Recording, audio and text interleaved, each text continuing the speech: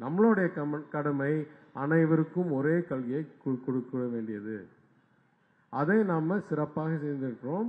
எத்தனையோ பேர் கூறியிருக்கிறார்கள், வேற எந்த மாநிலத்தை விட தமிழ்நாடு தான் சிறப்பான விளைவுகள் கிடைத்திருக்கு. எந்த அளவுகோல் எடுத்தாலும் இதை மாற்றுவதற்கு சாத்தியமே இல்லை. இந்த வாதமெல்லாம் அவங்களால எதிர்க்க முடியாதனால் புரளி ஒன்னொன்னா கிளப்புறாங்க. முதல் புரளி, அமைச்சர் பசங்க எங்க படிக்கிறாங்க, அமைச்சர் பேரங்க எங்க படிக்கிறாங்க, எங்க 34 பேரோட பசங்க எங்க படிக்கிறாங்கன்றது முக்கியமில்லை. 8 கோடி மக்களுக்கு என்ன கல்வி திட்டம் என்றதுதான் முக்கியம்.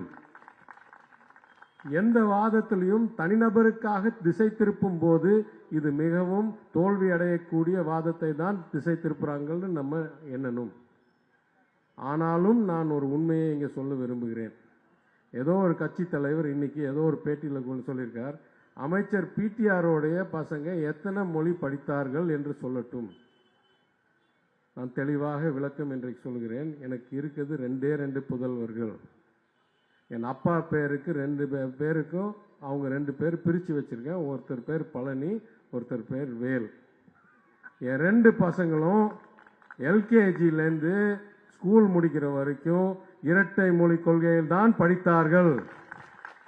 யாருக்கெல்லாம் விளக்கம் தேவையோ எடுத்துக்கட்டும்.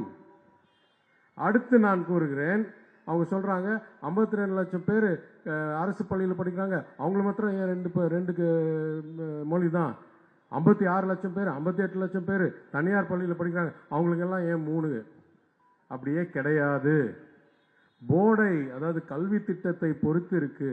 52 லட்சம் பேர் வேணா தமிழ்நாடு பள்ளிகளில் படிக்கலாமே தவிர நிறைய தனியார் பள்ளிகளும் சட்டம், அதாவது தமிழ்நாடு கல்வி திட்டத்தின் ஸ்டேட் போர்டில் படிக்கிறார்கள். அவங்களுக்கு எல்லாமும் 2 மொழி தான். அதுதான் எல்லாத்துக்கும் சமம். அதுக்கு மேல் சொல்றேன், சிபிஎஸ்சியில் வேணா 3 மொழி கொள்கை வச்சிருக்காங்க, அதை அமல்படுத்துறதுல தமிழ் வாத்தியாரே வைக்கல, அது வேற. ஆனா என் பசங்க படிச்ச மாதிரி இன்டர்நேஷனல் போர்டில் எல்லாம் 2 மொழி கொள்கை தான். அதுலயும் அது ஐபி போர்டா இருக்கட்டும், ஏபி போர்டா இருக்கட்டும், இல்ல ஐஜிசிஎஸ்சி என்ற கேம்பிரிட்ஜ் போர்டா இருக்கட்டும், இதுல எல்லாத்திலும் 2 மொழி தான். அதனால இந்த புரளி எல்லாம் ஏதோ பணக்காரங்க மட்டும் 3 மொழியை நாங்க திணிக்கிறோம், ஆனா ஏழைக்கு வாய்ப்பு கொடுக்கலன்றதுலாம் ரொம்ப தவறு.